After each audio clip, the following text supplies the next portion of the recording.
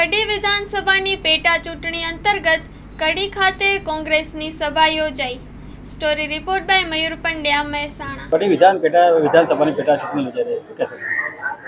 આ વખતની પેટા ચૂંટણી એ કોંગ્રેસને હંમેશા વિનર કરવા માટેનો માહોલ છે અને હંમેશા કડીની પ્રજા ભાજપ સરકારથી એટલી બધી ત્રાસી ગઈ છે અને એમના કુશ વહીવટથી અને પ્રજાને જે પડતી મુશ્કેલી, ખેડૂતોને મુશ્કેલી, મજૂરોને મુશ્કેલી અને પરિસ્થિતિ એટલી વળગી ગઈ છે કે ગુનેગારો પણ બહુ વધી ગયા છે।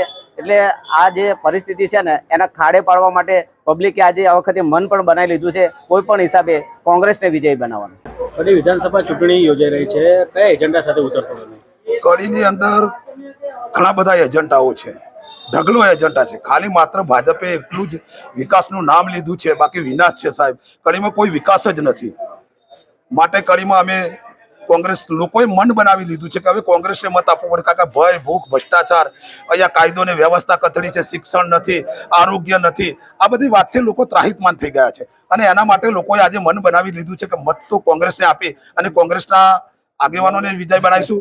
બીજી વાત એ રહી, અમે 3 આગેવાનો છીએ, 3 માગણીદાર છીએ, 3 માગણીદાર એક જ ચીલે અને એક જ દોરે બંધાયેલા છે। પાર્ટી જેને પણ ટિકિટ આપે એને ખંતથી અને ખભે ખભો મિલાવી અને પરિણામ લાવશું એવી અમે ખાતરી પણ આપીએ છીએ।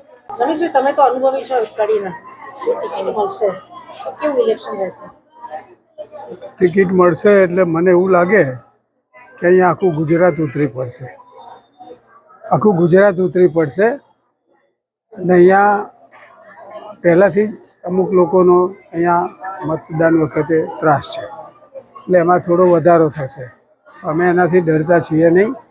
અમે અમારું સંગઠન વ્યવસ્થિત બનાવીશું, અમારી ટીમવર્ક વ્યવસ્થિત બનાવીશું અને એક બૂથ ઉપર ખોટું ના કરે એના માટે અમે બહુ વ્યવસ્થિત જાગૃત થઈને ઉપર બેસવાવાળા જ્યારે માણસો નથી હોતા, અનેક ફરિયાદો, તો આ વખતે તમારી વ્યૂહરચના કેવી હશે?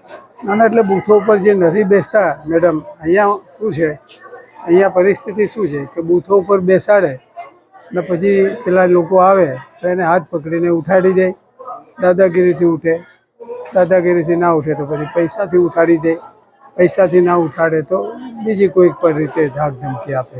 એટલે એ લોકો જે બૂથ ઉપરથી ઉઠી જાય છે એને કોઈ એનું પ્રોટેક્શન નથી હોતું, ઉમેદવાર પેલામાં હોય કે એટલે એના કારણે હવે અહીંયા શું થયું છે કે અમે 3 જણામાંથી કોઈ આવશું તો અમે ચૂંટણી એજન્ટમાં બી અમે કોઈ હોઈશું, એક ઉમેદવાર હશે બીજા, એટલે અમે ચોક્કસ રીતે એ બૂથો ઉપર જે એજન્ટો બેસાડવાના છે એનું આયોજન પહેલાં શું છેલ્લા દિવસે બૂથોનું આયોજન કરતા હોઈએ છીએ, એની જગ્યાએ એડવાન્સમાં બૂથોનું આયોજન કરીશું, બૂથ મેનેજમેન્ટની વ્યવસ્થા ગોઠવીશું અને અમે બૂથોનું જે ગેરવ્યવહાર ચાલે છે વ્યવસ્થિત કરી દઈશું। ભૂતકાળમાં તમે જ્યારે ચૂંટણી લડ્યા તમારી હાથે એ વખતે એવો પ્રશ્ન આવ્યો કે પાર્ટીના માણસો તમે હરાયા, તો શું આ વખતે પણ ઇસ્યુ ઉભો રહેશે? ના, આ વખતે એવું નહીં બને, કારણ કે અમે જે સામે થોડા હતા એ લોકોની સાથે અમારી બેઠક થઈ ગઈ છે। એ લોકો અત્યારે અમે 10 વર્ષે સાથે બેઠા, સમજો ને, એટલે હવે એવો મને લાગે છે કે એ પ્રશ્ન હવે છે નહીં। હવે સમજો કે અમે 3 ઉમેદવાર છીએ તો પહેલાં એક ઉમેદવાર હોય ને પછી બીજા પાછળ આવી જતા, એ પ્રશ્ન હવે ઉકલી જાય છે। એટલે મને લાગે છે કે અમે એકબીજાની, દાખલા કે એ ચૂંટાશે તો અમારા બેનું કંઈ કામ હશે તો કરી દેશે, આ ચૂંટાશે તો અમારા બેનું કરશે, હું ચૂંટાઈશ તો આ બંનેને કામ કરી દઈશું। એટલે અમે એકબીજા ભાઈઓની જેમ ખભો મિલાઈને અમે અહીંયા ચૂંટણીમાં લડીશું। આ વખતે ચૂંટણીમાં પ્રજાશક્તિ ડેમોક્રેટિક પાર્ટી અને આમ આદમી પાર્ટીનો ઉમેદવાર ઉભા છે, શું પ્રજાના વોટ છે? ના, એ તો અહીંયા ગુજરાતમાં એક દાખલો લો, અહીંયા કેટલી પાર્ટીઓ આવી, કેટલી પાર્ટીઓ ગઈ આપણી નજર સામે। ખુદ શંકરસિંહ વાઘેલા સાહેબની પાર્ટી પણ હતી જ, એ પહેલાં બી એ ચાલી નહીં બરાબર। એટલે એમને અહીંયા હું કોઈના ટીકા કરવા નથી માગતો, હું કોઈ ટીકા કરવાની મને આદત નહીં, પરંતુ અહીંયા જે આ પાર્ટીઓ જે લઈને આવ્યા છે ને એ પેલું ચોમાસામાં પેલું એ હોય ને એના જેવું થાય। એટલે કેટલી પાર્ટી ચાલે છે, કેટલી નથી ચાલતી। જો આજે આપણે જોયું કે આ પાર્ટીમાંથી કેટલા લોકો અહીંયા અમારી સાથે જોડાયા, આજે જોયું આપે કેટલા લોકો જોડાયા, ભાજપમાંથી કેટલા લોકો જોડાયા। લોકો ભાજપથી થાકી ગયા છે, છેતરીને લઈ ગયા અને હવે એમનો જ્યારે કંઈ ફાયદો નથી કરતા કે એમના સૂચવેલા કામ નથી કરતા એટલે એ લોકો કે ભાઈ આના કરતાં તો અમારું મૂળ ઘર અમારું સારું, એટલે ઘર વાપસી થઈ એ બધાની. એટલે પોતપોતાના પોતે જે એમની જગ્યા જે હતી ત્યાં એમની જગ્યામાં આવીને ગોઠવાઈ ગયા. એટલે ખરેખર હું એ લોકોને અભિનંદન આપું છું કે પોતે થોડા વહેલા મોડા પણ પાછા આવ્યા અને કોંગ્રેસને હવે મજબૂત કરશે એવી મને ખાતરી છે. કોંગ્રેસ ઉમેદવાર કેટલા વર્ષથી છે તમારી આશા? સાહેબ હું તો અહીંયા અમારા સૌથી વધારે પટેલ છે, મને પટેલમાંથી એ મત મળે. એની પછી નેક્સ્ટ ઠાકોર સમાજ છે. ઠાકોર સમાજમાં મને લાગે કે 5% કદાચ ધ્રુવીકરણ થયું હશે, બાકી 95% ઠાકોર આજે પણ કોંગ્રેસની સાથે છે. એ પછી દલિત સમાજ આવે તો દલિત સમાજમાં પણ કોઈ ધ્રુવીકરણ બહુ મોટું થયું નથી, 5% 10% ધ્રુવીકરણ થયું છે. એટલે મને લાગે છે કે આ ચોક્કસ મને શરદી થઈ ગઈ છો આ હું ચોક્કસ જ અમે આ સીટ ઉપર જીતવાના છીએ એવી મને ખાતરી છે. એટલા મતે તો હવે અમે જુઓ ને અહીંયા કડીના અંદર તો એક ચાલે છે કાયમથી, અહીંયા 1200-1500 મતથી 2000 મતથી આગું પાછું જીતાય છે. એટલે ગઈ વખતે મને જે હાર મળી 7000ની એનું કારણ મારે કંઈ દર્શાવવું નથી. અને હું 20,000 મતથી જીતનારો ઉમેદવાર હતો 17માં, ખ્યાલ આવે ને, હું 20,000 મતથી જીતવાવાળો ઉમેદવાર હતો. પણ આમાં પાછું તમારું રાજકીય યોગ હોય, તમારી સાથે માતાજી દયા હોય, એનો આશીર્વાદમાં હાથ હોય ત્યારે એનું આ બધું પડતું હોય છે. એટલે એ વખતે મારે જે કંઈ થયું એ સમજો ને બહુ જ ફેક્ટરો હતા, એ તો આપને ખબર છે, ખૂબ ફેક્ટરો હતા અને એના કારણે 17માં હારી ગયો. હું સૌથી પહેલાં કડીના સુજ્ઞ મતદાતાઓનો ખૂબ હૃદયપૂર્વક આભાર માનું છું. ધોમધખતો તાપ છે, ખૂબ બફારો છે, પરંતુ આના વચ્ચે પણ ખૂબ વિશાળ સંખ્યામાં કડીના નગરજનો કોંગ્રેસ પક્ષને સમર્થન આપવા માટે ઉપસ્થિત છે. સૌનો ખૂબ આભાર માનું છું. અમારા પક્ષના કાર્યકર્તાઓ લોકોની વચ્ચે જઈને એક સકારાત્મક એજન્ડા અને સામા પક્ષે ભારતીય જનતા પાર્ટીની નિષ્ફળતાઓ અમારો સકારાત્મક એજન્ડા લઈને જઈશું. અને ચોક્કસ વિશ્વાસ છે કે કડી વિધાનસભાના મતદાતાઓ આશીર્વાદ આપશે કોંગ્રેસ પક્ષને અને કોંગ્રેસના ઉમેદવાર વિજેતા થશે. ઓપરેશન સિંધુને લઈને પણ આપણે વાત કરી. હું ચોક્કસ માનું છું કે આપણા દેશની ફૌજ એ દુનિયામાં અવ્વલ નંબરની ફૌજ છે. આપણા જવાનોને નમન કરીએ. સરહદ પર અવિરત સુરક્ષામાં એ ઊભા રહે છે. એમનું શૌર્ય, એમનો યશ એ આપણી સેનાને છે. ઇતિહાસ એ પણ છે કે ઇન્દિરા ગાંધીજી વડાપ્રધાન હતા અને પાકિસ્તાન સાથે લડાઈ ચાલુ હતી. રોકી દેવા માટે એ વખતના અમેરિકાના પ્રમુખે કહ્યું કે અમારો 7મો કાફલો રવાના કરીએ છીએ. તો પણ ઇન્દિરા ગાંધીજીએ કહ્યું કે તમારો ગમે તે કાફલો આવે, મારા દેશનું હિત મારો દેશ નક્કી કરશે, મારી સેના નક્કી કરશે. અને પાકિસ્તાનના 2 ટુકડા કર્યા. આજે આપણી સેના જીતતી હતી, ખૂબ મજબૂતી હતી.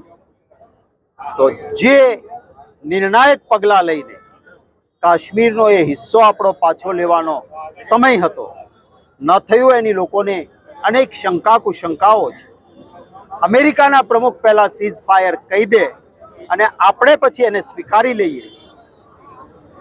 બીજી તરફ પાકિસ્તાન આપણી ઉપર હાંસી ઉડાવે ત્યારે આપણા સૈન્યની બહાદુરી અવ્વલ નંબરની બહાદુરી છે. એને નમન કરીએ, એની સાથે ખભે ખભા મિલાવીને રહીએ. પરંતુ એના માટે સેનાની બહાદુરી અને ભારતીય જનતા પાર્ટી મતો લેવા નીકળે એ વ્યાજબી નથી.